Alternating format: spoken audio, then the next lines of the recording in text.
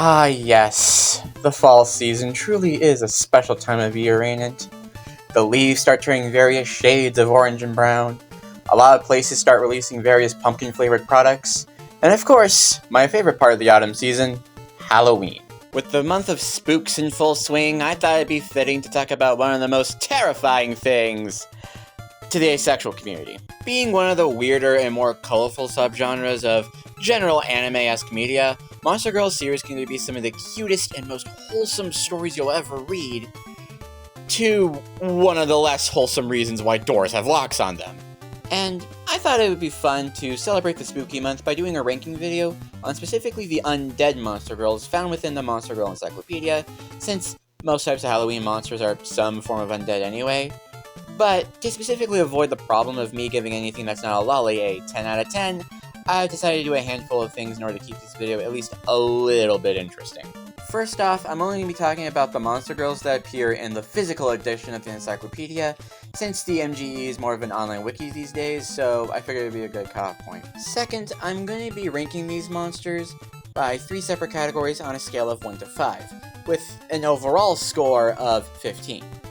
The categories are design, how well do I think the way they look ties in with the monster themselves, safety, how likely is one to walk away from one of these monsters with all their bones and their V-card intact, and finally companionship, how well do I think the monsters in question could get along with humans. So yeah, with all that said, burst out your Necronomicons and let these rankings rise from their grave. Starting off on a rather weak note, coming in with an overall score of 7 out of 15, we have the Mummy, and yeah, she's just kind of meh across the board. Let's start with her design. It's boring as shit. There's nothing really monster-like or really anything of note to say about her. She's just a vaguely tan woman wrapped in bandages, which is probably the most boring way they could have gone with designing a mummy, in my opinion. And unfortunately, there isn't an interesting story behind why I gave her a 3 for safety, as she's described in the MGE as having a very simple nature and will aggressively attack any human she sees on sight, which might sound intimidating, but you have to keep in mind that the MGE does not specify a method of attack, nor does it give you an idea of how strong or fast she is. And since mummies are typically portrayed as a rather slow monster, I have no reason to believe that I couldn't just outrun her. Which is especially bad since the MGE also describes them as having skin that is so sensitive that just touching them will send them into a pleasure or disgust-induced state of paralysis, meaning that if you have any remotely soft object on you, you could probably just tickle them and then immediately make a break for it, and it'll probably work. And that's even assuming you're going to see one, since the only places they live in are ancient desert pyramids. So assuming you don't have the same career path as Lara Croft or Indiana Jones, you're already set. And do I even have to go into why I don't think it's a good idea to have any sort of companionship with a monster that literally only has food on the mind? Especially when said food is human essence, which, in the context of the MGE, is basically a weird mixture of magic and a human's life force. Yeah, I think it's best if I just move on to the next monster. Up next, we have the Zombie, coming in with a significantly better 7 out of 15. And immediately she shows why she's on the higher end of that score with her design. Since, while admittedly her design's a bit on the generic side, it does a much better job of selling the whole monster part of being a monster girl, with things like her rotten green skin, her white hair, and tattered clothes, and how they convey a long passage of time since she was taken from the mortal coil.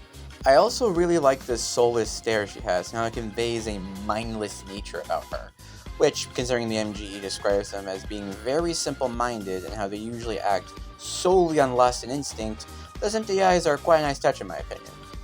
Speaking of which, the zombies get the exact same safety score as the mummies did for a lot of the same reasons actually, with the only significant differences between them being that A, they wander around graveyards instead of ancient temples, so you're slightly more likely to encounter them, I guess. And B, zombies don't have anywhere near as sensitive skin as mummies do. So I guess that's one less exit strategy you have to work with, but considering zombies are pretty slow and only really a threat in hordes, I doubt that's much you have to worry about. What is worrying, though, is the idea of having any sort of companionship with them, since the MGE puts a lot of emphasis on how zombies are purely driven by lust and instinct, and practically nothing else, and I can't help but think that regardless if it's romantic or platonic, any sort of relationship with a zombie is destined to be a little bit abusive to some extent. Granted, whether the human or the zombie is the one doing the abusing is entirely dependent on the individual, but regardless, that just brings to mind dynamics that make me really uncomfortable when I think about it, so because of that, I'm giving them a 1 for companionship. Next up, coming in not only covered in blood, but with an overall score of 9 out of 15, we have the Ghoul, with the first thing that you probably noticed about her being the fact that she's covered in blood, which, believe it or not, actually played a massive part in the overall score I gave her, which can be most obviously seen with her design. I mean, yeah, there's the obvious factor of, topless lady make my brain go, awooga, but I feel like there's a lot more to appreciate with her design, like how those spikes near the top of her chest and arms look like they're made out of some sort of bone or cartilage-like substance, which in my opinion is metal as hell. Or how the red loincloth combined with her body being covered in blood gives off a wild, savage vibe. Speaking of which, as you can probably guess from her design alone, ghouls are a rather aggressive monster girl, as when the MGE isn't talking about a bunch of weird stuff they do with their mouths, it's talking about how long ago, ghouls used to rip people to shreds and feed off human flesh. And considering the way she looks, I'm not entirely convinced that's a pastime she gave up on. In fact, the only reason they don't have a 1 in companionship is because the MGE mentions that ghouls are known to playfully bite their partners as both a way of marking them and as a way of showing affection, which, while horrific considering the context, is something I find rather adorable. Creeping in with an overall score of 11 out of 15, we have the ghostess with the mostest, the, Ghost. And I must say, I really like how cutesy her design is, not only because it both fits and contrasts with her nature, which we'll get into later, but also because having a handful of monster girls that aren't focused on being hot or sexy does help add a nice bit of variety to series like this. Of course, her design does have things going for it other than just being cutesy. For example, I really like how her red eyes look threatening initially, but then you notice her blushing and that very small yet friendly looking smile, which helps sell the idea of someone that is unintentionally threatening at times, which I do like a lot. I also really like how the lower half of her body does blend in with her dress somewhat. That, coupled with her green hair, does kind of give off an otherworldly vibe, which I suppose is appropriate for a ghost. And now for the most shocking part about her. Despite being listed as having a lustful nature, she's actually somewhat safe to be around. This is mainly because ghosts are, well, ghosts. They're mostly spirits corrupted by monster mana, and as such, they can't actually touch you. And while they do have the ability to possess you, the MGE doesn't make any note of them being able to actually physically control you, with the worst they're able to do being the ability to astral project their romantic/perfect fantasies onto you. And while said fantasies are able to influence their target's behavior, it's not exactly hypnosis or brainwashing, it's more comparable to a wet dream than anything else. So with all that in mind, I can easily see them getting along with their target of choice, with the at best scenario being that their target also happens to be either a hopeless romantic or an equally massive perv, and the at worst case scenario being them just bugging you until they get bored and go away. Well, this is awkward. Look, when I was complaining earlier that the mummy didn't look monstrous enough for my tastes, this is not what I meant. Granted, I do understand designing a monster girl based on a skeleton is an inherently difficult task, but with that said, I can't help but feel they could have taken a much better direction than pale nakedly with literal bony arms and legs. And unfortunately, things get a little bit worse, since, like a handful of monsters beforehand, skeletons are very simple-minded and will attack any human they see on sight. But unlike those other monsters, while it does start off as them acting on instinct, if a skeleton gets enough essence, they will eventually develop the ability to think for themselves and continue to attack people on sight simply because now they find doing so enjoyable. And unlike the zombie or mummy, while skeletons aren't typically portrayed as being particularly strong, they are, however, typically shown to be just as fast and mobile as a regular human, which makes them quite a bit more dangerous, especially since in a weird way, they're more durable than those two other monsters. As skeletons are described as being fragile enough to where a strong enough attack will cause them to fall apart, only for them to immediately start pulling themselves back together, kinda like dry bones from Mario. And I don't even want to get into how skeletons are described as being oddly submissive towards their target after their attack, and quite frankly, I would like to move on to the next monster girl now. Okay, so this next monster is one I have a lot of mixed feelings on, so let's start with the one aspect I have clear feelings about. I love the doppelganger's design. I'll admit, it's probably mostly the posing in their artwork that makes me love it so much, since it really does do a good job of selling the idea of a monster that can transform into anyone, while also perfectly conveying their shy and timid nature, with their true form desperately hiding behind the facade in hopes of receiving the unrequited love that caused them to come into being in the first place. It's just so perfect. I love it. Also, brownie points for their true form looking like a complete blank slate. Now, here's where my mixed feelings come into play. As I said earlier, doppelgangers are monsters created through a mixture of monster mana and stray feelings of unrequited love, and will actively seek out the man those feelings belong to. Once they find the man in question, they'll use their transformation ability to become the most idealized version of the woman the man was crushing on, with her appearance now being an almost exact one-to-one with how the man remembered her, and her personality entirely dependent on how the man perceived her. To paraphrase an example given in the book, if a man has a crush on someone who seems nice and friendly on the surface but secretly has a nasty side to her personality, then the doppelganger's personality will be of someone who is kind and caring even at heart. So essentially what we have here is a case where how screwed you are is entirely dependent on the kind of person you are. Granted, this does come from a book that I'm convinced 99% of the fanbase happens to be into some type of femdom shit, so I wouldn't exactly be surprised if most doppelgangers end up putting on a personality that warrants a 1 in safety. Still though, this large amount of variation within her personality does make it difficult to judge this monster, and not helping matters is the fact that they lose their transformation abilities on nights where the moon is invisible, which in my opinion complicates things further, since I imagine a lot of different people would have a lot of different reactions to finding out that their idealized waifu was actually just a plain girl in black clothes. Although, admittedly, as a bit of a goth enjoyer, the black clothes probably would convince me to stay, even just for a little bit. So, overall, due to the large amount of hyper-personalized factors here, I'm going to take the easy route and give her a 3 in both companionship and safety. Up next, we have a bit of a Celtic classic, the Headless Knight of the Monster Lord's Royal Guard, the Dullahan. And admittedly, I'm a little bit mixed on the design, since on one hand, she's just kind of a generic knight with not a lot to make her stand out, but on the other hand, with a few standout details she does have are genuinely neat and do a lot to bring her design together as a whole, like the blue flames that make up her cape, or how her hair is this really pleasant looking icy blue color. I especially like the ghost thing coming out of her neck, as that visually represents the fact that whenever her head gets knocked off, her true desires come pouring out. And while we're on the topic, I should probably mention how this affects her personality. When their head is on, they have a very calm and straightforward personality and take their duties as royal guards very seriously.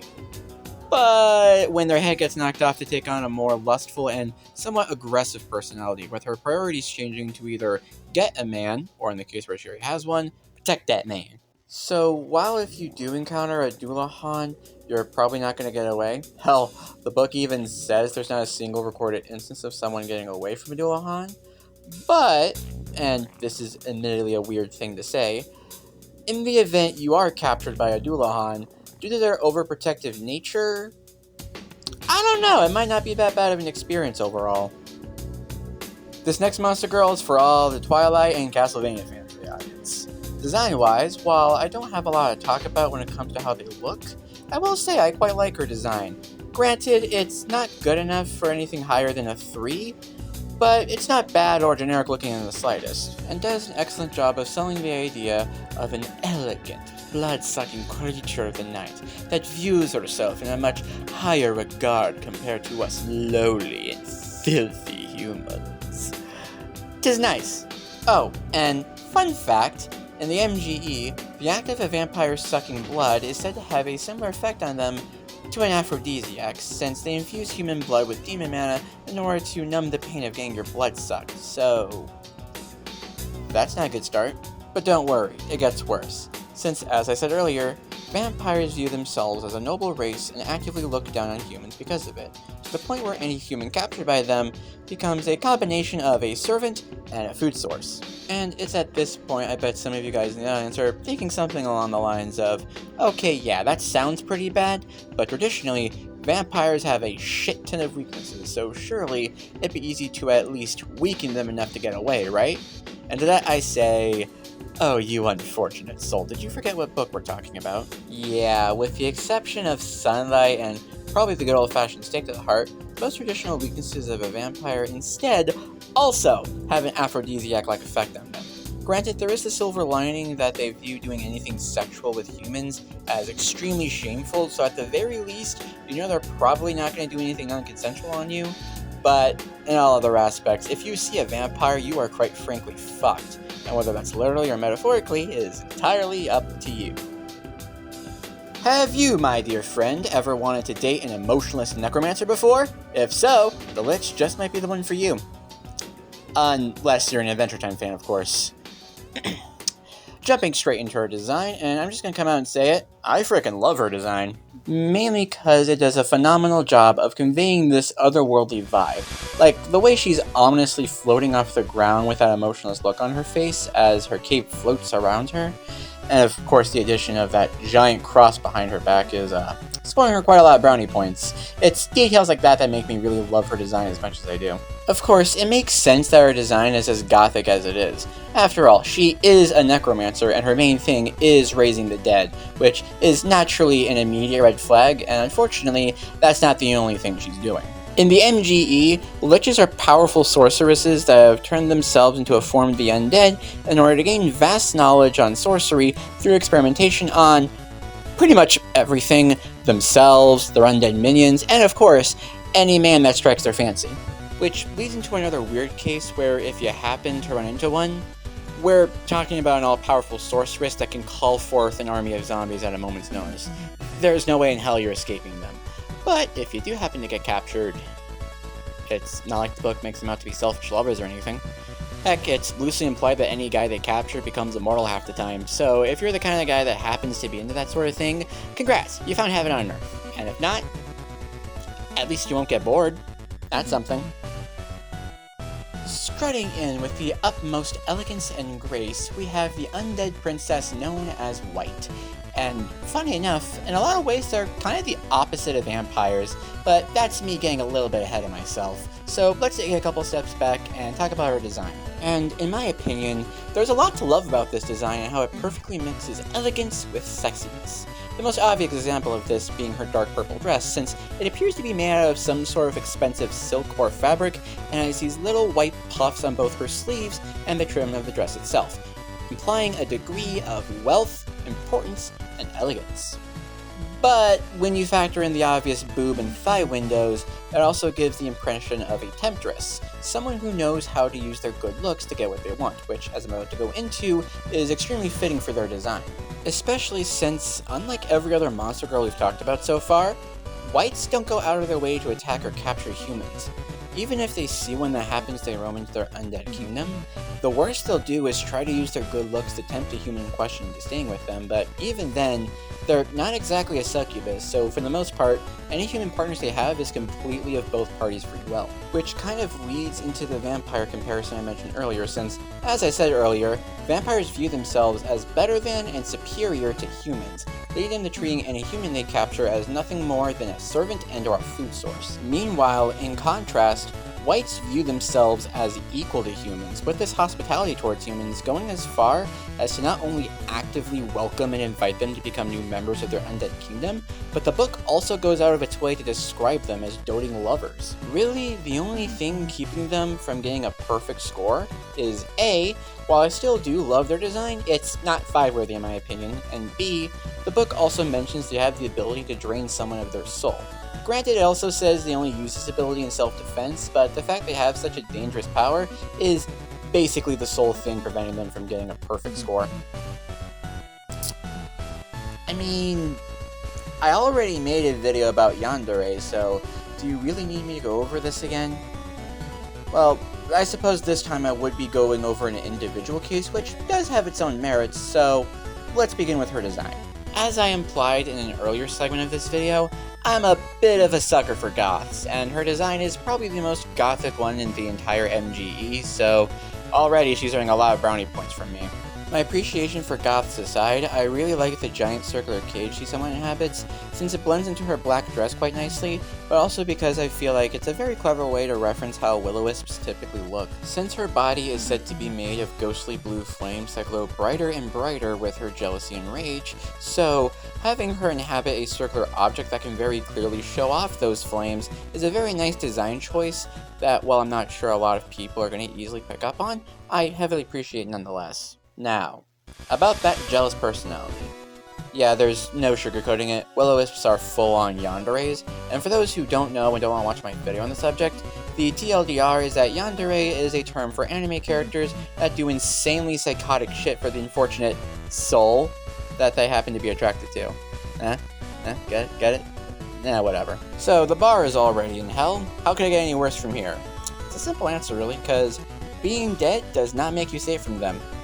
You heard that correctly. Being dead does not make you safe from them. All being dead does is let them skip the part where they drain your soul from your body. Meaning, if they see a man, regardless if they're alive or just a wandering spirit, they will still go out of their way to capture them. And once captured, they will trap said man within that cage with them forever and ever. Oh, and they get extremely jealous near the sight of a different happy couple, so yeah. I get they're the souls of women who died lonely, but like, Jesus! So, earlier in the video, I've made a handful of jokes indicating that the MGE happens to mostly appeal to people with a femdom kink. And this next monster, the zombie dragon, as you'll soon see when we get to her behavior section, is probably the most obvious yet weirdest example of this. But first things first, let's go over her design. And one part of the design that I feel like is going to be hit or miss for some people is how a lot of her body is either covered in or made out of bones. For example, her tail is made out of bones, the chest piece she's wearing is made out of bones, heck, even her arms and legs are encased in armor that seem to be made out of bones as well. And while one could argue that the usage of bones is a bit excessive, I personally like to view it as a fun, undead twist on the regular dragon scales, which is a super nice segue into my favorite part of the zombie dragon's design, the many ways it mirrors and contrasts the regular dragon's design, since it is an undead version of that monster after all. Mainly with the proportions and posing, with the regular dragon having comparatively more realistic proportions, and is posed in a way that makes her look more dignified and honorable, having a prideful nature that causes her to hold herself to a much higher standard compared to other monster girls. Meanwhile, the zombie dragon not only has more exaggerated proportions, but also has a much more shameless posing, as if being turned undead caused her to throw her pride to the wayside and give in to a more animalistic lust that's always been there. Those high standards her former self held be damned, and that's almost exactly what she is, since a zombie dragon is basically the resurrected corpse of a dragon that died a virgin. So, with all that in mind, this, in my opinion, is a perfect design that fully capitalizes on that concept. And that's also probably one of the only positive things I'm going to be saying about her, since, long story short, getting anywhere near a zombie dragon is a bad idea for a lot of reasons. Let's start with a somewhat obvious one. So you know how dragons typically have fire breath? Well, zombie dragons have a very similar thing called rotten breath, which the book describes as being very similar to miasma, with the effects of it actually being very different depending on the gender of the person getting hit with it. If a man is struck with it, then they will suffer temporary mental deterioration, mainly in the parts of the brain that deal with logic and reason. If a woman is struck with it, then they will straight up turn into a zombie or some other form of undead. Also, the book specifies that they mainly use this when they feel either themselves or their husband is threatened, and the book does not provide context to what it means by threatened, meaning that if you approach one wrong, you could temporarily lose important reasoning functionings, or straight up get zombified. And this is on top of the fact that it's a zombified version of a dragon, a monster that in most fantasy settings, including the MGE, is one of the most powerful creatures to ever exist. And while the normal dragon has a sense of pride that actively holds them back, the zombie dragon actively throws that shit to the wayside, meaning that if they see you, they will try to do shit to you. They died a virgin once and they're hell-bent on not making that mistake again. Alright, so here are the final rankings, and unfortunately that's all the Monster Girls I had time to rank today, and even though there's a handful of Monster Girls I wasn't able to rank for personal reasons, I still had a lot of fun making this video, so if you like what you saw, be sure to leave a like and subscribe, and until next time, this is Edgy Psychic wishing you all a very happy Halloween.